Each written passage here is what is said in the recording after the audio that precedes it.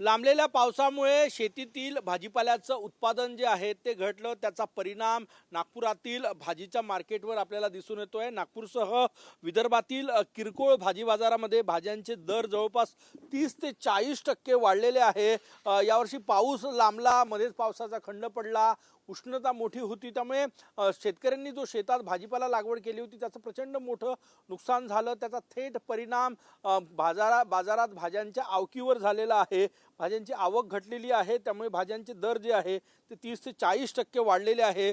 सध्या नागपूरच्या बाजारात कोथिंबीर 200 रुपये किलोवर पोहोचलेली आहे, मेथी 200 रुपये किलो आहे, फुलकोबी 100 रुपये किलो आणि गवार 120 रुपये किलो झालेला आहे। जवळपास सगळ्याच भाज्यांचे दर जे आहे ते 30 ते 40% वाढलेले आहे। दादा काय सांगणार, कशामुळे वाढले? भाजी एकदम पाणी मुळे आहे नाही आणि त्याची आवक जी आहे ती कमी झाली आहे आणि आता नवीन लागवड व्हायला अधिक टाइम आहे।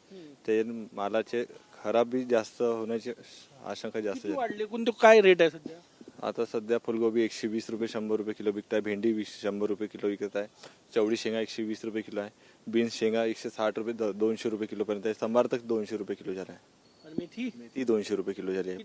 भाव राहील ही राहील आता 1.5-2 महिन्यात तक भाज्याचे रेट असेच राहणार।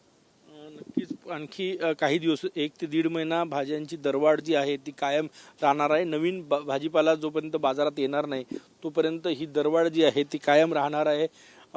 किरकोळ बाजारात ही दरवाढ झालेली आहे। शेतकऱ्यांच्या शेतामध्ये उत्पादन घटलं, त्याचा थेट परिणाम आपल्याला किरकोळ भाजी बाजारात पाहायला मिळतोय। कॅमेरामॅन सचिन सायामसह गजानन उमाटे, TV9 मराठी, नागपूर।